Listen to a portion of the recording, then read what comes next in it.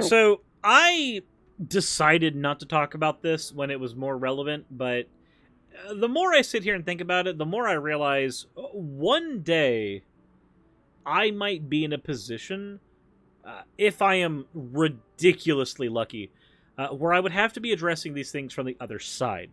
So, it's probably best that I cover them right now. But first, fan art. So, the very first fan art here is apparently me in that godforsaken Jacko pose from JacandQuil.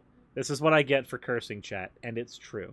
And then, from Stargazer Lay, Nekosaurus ready to strike those down who cause trouble.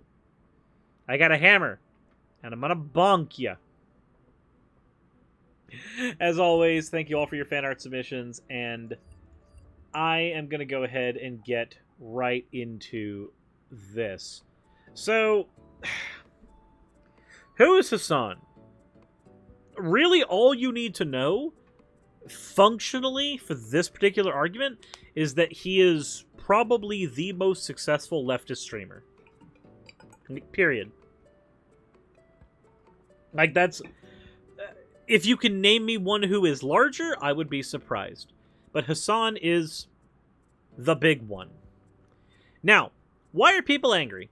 Well, he bought a $2.7 million house. Which means he had $2.7 million. So I guess functionally people are just upset at him for getting rich? Now, this is a weird thing to me, and I'm going to get into the article here in just a second, but I'm just going to throw out my particular take on this right now. If you are a leftist, your issue is not with people who are rich. Your issue is with how rich people acquired their wealth. Now, I know that Hasan had some wealth that was passed down to him a little bit. I know that there is some of that. But I also know that as the largest streamer when it comes to leftist politics, a good majority of his money is bound to have come from Twitch. Advertisements, donos, stuff like that. That is where the vast majority of his wealth would be coming from. It's coming from people who are willingly donating or from advertisements that are being played, which is part of Twitch's network and algorithm.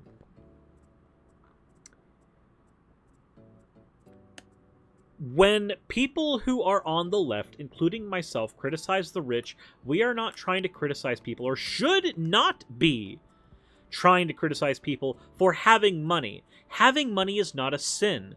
Being able to afford nice things is not a sin. The problem comes in how that wealth was acquired. So let's talk about someone like Jeff Bezos for a second. And I'm sure there's going to be somebody who says, this is whataboutism. No, this is about figuring out what criterion we are to use when arguing about particular people. When we are arguing about what makes the rich a problem, we are talking about a great majority of wealth hoarding. Take somebody like Jeff Bezos. Jeff Bezos runs one of the largest distribution companies in the entire world and does not properly take care of a good majority of their workers. Several Amazon workers are underpaid. Many of them have had to work very long, grueling hours in warehouses and have not been properly cared for in said warehouses. There's a reason that pissing in bottles is the biggest meme. Why do we criticize Amazon? Because as a company, it has a responsibility to its workers that it has not upheld, and likely will not uphold. When we are criticizing Walmart, we are criticizing the CEOs, the upper management, the owners, the people who generate wealth off the backs of labor of others.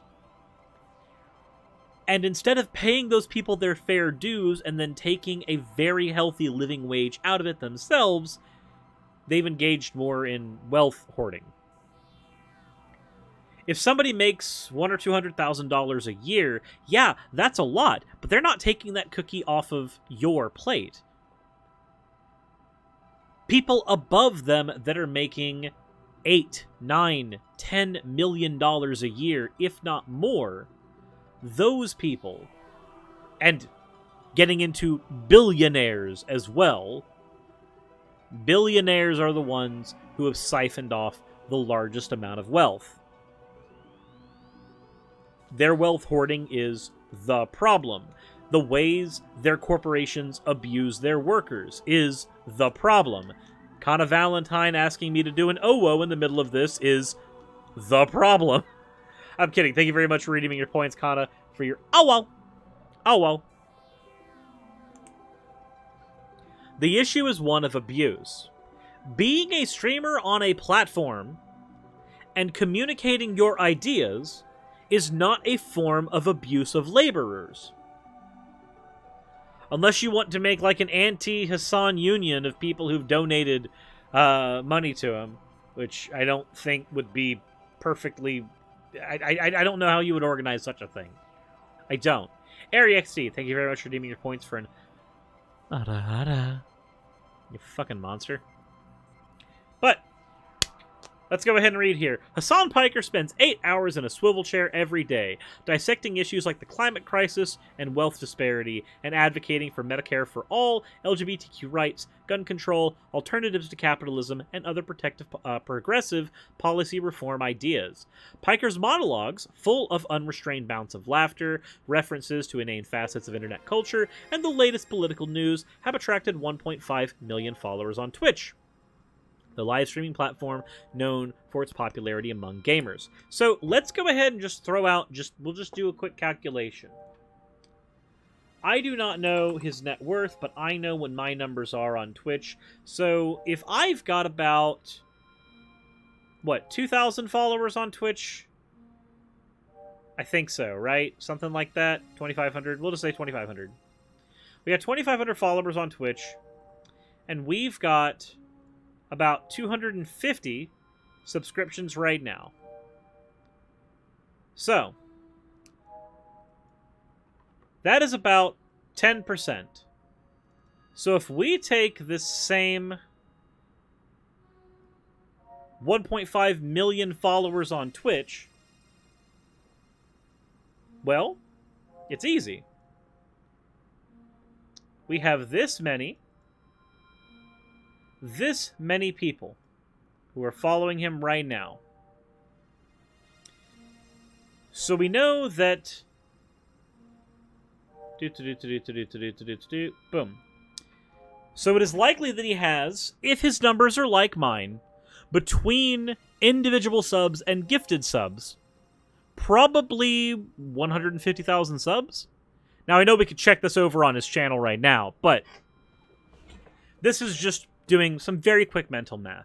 At 150,000 subs, were he not a Twitch partner, which I think he is, you make $2.5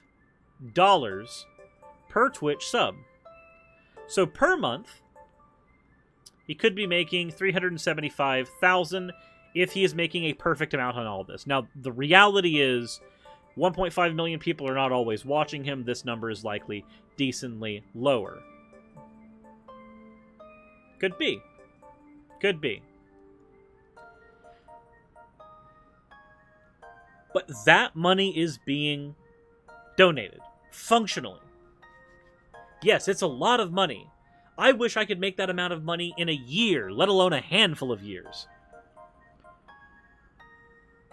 But what does anger at that money do? What does it accomplish?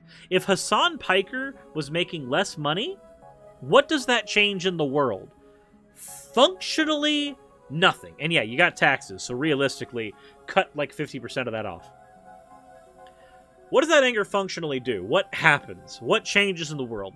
If policies are forced on Jeff Bezos that makes him treat his employees better, that forces him to be taxed at such a higher rate, that he is actually having to engage in better policies where his workers are concerned, or he is having to actually contribute to infrastructure in a more useful way, that changes the world around us because he has enough wealth to do that.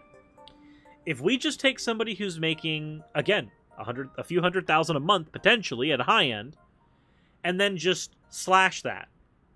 What's changed? That's not enough for an infrastructure bill.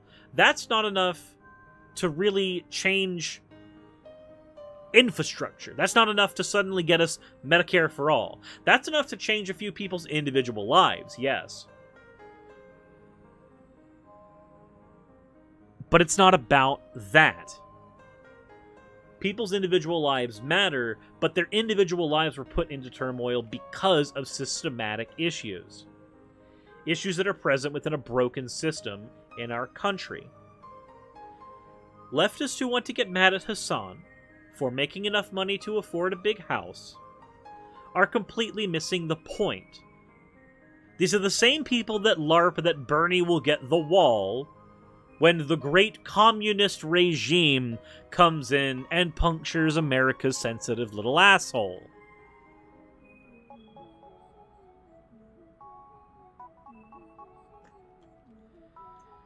Now again, there's a point in the chat. I don't know what I would do with that much money. I don't. I spend maybe a couple $100s a month on my hobbies, and that's generally enough to keep up with them. I mean, I'd be able to afford a place at a Scalding Tarns finally, but realistically, I don't know what I would do with that much money. Most people don't. But to focus on that and to focus that hatred there is to basically say you're envious that somebody else was successful. Now, this is a criticism that is often levied at people on the left anyway when they criticize CEOs. But when they're criticizing CEOs, when they're criticizing giant corporation owners, it's not about envy. It's about pointing out that a system is broken, pointing out that people are being abused, pointing out that labor is being mismanaged, pointing out that people are not getting their dues. When it's an individual streamer, that's not the same thing. Those same abuses are not happening at the same scale. Again, I don't know what's going on in Hasan's personal life. I don't know what's going on where all of that is concerned. But I do know that seeing the outrage on Twitter about the dude getting a house, as a fellow leftist, makes no fucking sense to me. It doesn't. Continuing on in the article, though, in 3 years, the 30-year-old leftist pundit has vaulted from working as a mini-series host on a liberal talk show to having a devoted fan base of politically aware teens and 20-somethings across the internet. He is also helping to revolutionize left-wing political punditry in the process. He says, I think all I'm doing is helping people realize why they feel angry and jaded, why they feel like they have a shittier hand dealt to them than the prior generation. Piker is an ardent critic of former President Donald Trump, and he told them on a recent interview. Piker is extremely online and likes countless internet stars and celebrities. His personal life is heavily scrutinized by fans and critics. This month, he faced backlash for spending nearly $3 million on a house in West Hollywood, California, while pushing socialist politics. Again, socialism is not about being poor. I'm sorry if there's like some baby socialist in the in the comments that doesn't understand this. Socialism is not about being poor. The goal is not for everybody to be poor under socialism. The goal in socialism is to have the workers own the means of production. The goal of socialism is for there to be democracy in the workplace. The thesis of socialism is that democracy is the best form of government that we have yet come up with. It is the best form of deliberating issues amongst the populace in the government. So why don't we take the democracy that works so well in our governments, insofar as at the very least they function and it's more fair for everybody overall, and we take that democracy and we move it over into the workplace. That's what socialism is. It is about bringing democracy to the workplace. It is about having labor get their fair shake. It is not about telling everybody they need to not have more money than other people. It is not about equal outcomes for every individual. These are the things that conservatives get wrong about socialist theory all the fucking time. How many times have you heard that we get that we care about everybody having an equal outcome? There might be a handful of individuals who think that everybody should have equal outcomes, and therefore they try to push for that unrealistic utopian idea. I do not care about equal outcomes. If somebody down the street is making more money than me, but I am fed and I am clothed and all of my bills are paid and I am able to afford the things that I personally care about, I cannot explain how much I don't care that that other person is making more money than me. And there might be somebody making less money than me who is able to afford all their stuff, and they don't care about me. It is not about limiting the amount of money that one is allowed to receive. If you want equal outcomes, then you might want to push for communism instead, which is about having a moneyless, classless, stateless society. That ideology in and of itself might get you closer to what you are trying to get. But where socialism is concerned, that's not what it's pushing. That's not what it's for. Also, Psychman, thank you so much for resubscribing. How are you doing? In response to the controversy on Twitter, Piker said that he donates some of his money. While he didn't specify charitable donations, Piker has donated to Sanders on 5 occasions, totaling in $2,770, according to Open Secrets database, which tracks political donations. Piker added that his critics misunderstood what socialism is. In the buttoned-up world of traditional politics, the House debacle could have easily spiraled into a scandal, but for the internet star, the controversy just brought him back into the spotlight. Now, it points out here he has a distinctly young audience, and then that a lawsuit over a cartoon sparked a lot of his passions. Now, we're not really concerned with a lot of the other information in here. There's a whole lot of stuff in here about like who Piker is and everything else. I am more concerned with the car issue. Wait, why is it showing my Nerf wall? One of my Nerf walls. That's the competitive Nerf wall. That's the wall of the... So, like, okay, so maybe I'll just use this, because I mentioned before that my issue was that at some point, in a perfect world, for me at least, maybe this would end up coming back on me. If I was able to afford a nicer house, if I was able to afford spending more on hobbies, like if I was able to live the dream of being able to drop $1,700 on a Jund deck in Magic so that I could start playing that in a tournament, as opposed to doing what I do right now, which is buy a single land a month.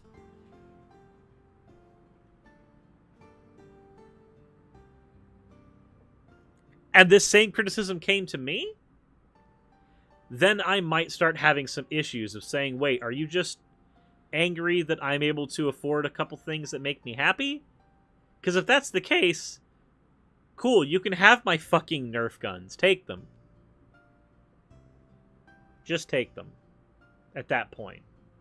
Because apparently having them is not a thing that's going to help me in any way, shape, or form if I have to deal with inconsequential people like you. And inconsequential opinions like, you're not allowed to be happy. And it's pointed out in the chat, some of it sounds like envy. Yeah?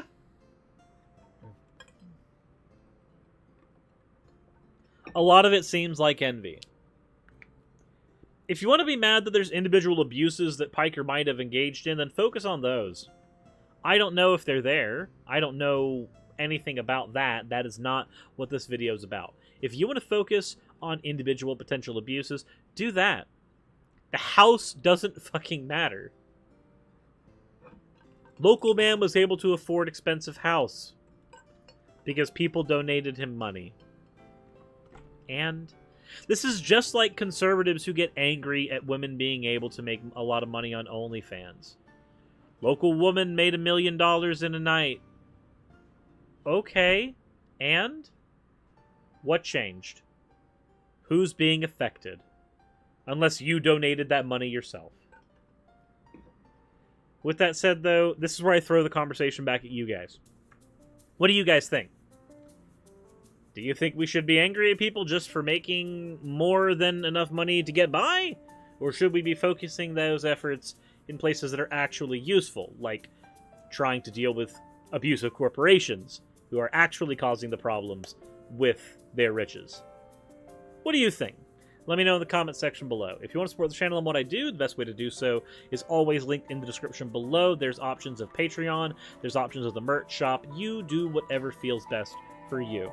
But with all that said, as always, everyone, insert end the video tagline here.